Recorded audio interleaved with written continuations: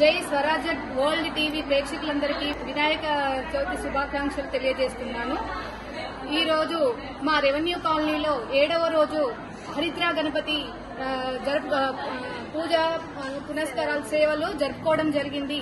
ఈ హరిద్ర అంటే పసుపుతో మనము పార్వతీదేవి ఏ విధంగా అయితే పసుపు ముద్ద చేసి ప్రాణం పోస్తుందో ఆ విధంగా ఈ రోజు మన రెవెన్యూ కాలనీలో హరిద్రా గణపతి పూజ చేయడం జరిగింది. భక్తులందరూ ఆశీషజనకంగా అందరూ పాల్గొనడం జరిగింది. కన్నుల విందుగా ఈ హరిద్రా గణపతి పూజ చేయడం జరిగింది.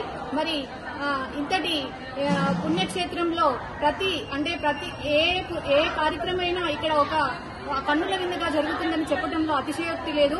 పూసిన పువ్వు రాలిపోతుంది, ఎండిన ఆకు రాలిపోతుంది, మళ్ళీ మంచు కరిగిపోతూ ఉంటుంది. కానీ ఇక్కడ కలిసిన అందరి యొక్క ప్రజా జననీయం యొక్క స్నేహ అభిమానాలు ఎప్పటికీ నిలబడుతున్నాయని చెప్పడంలో కూడా అతిశయోక్తి లేదు.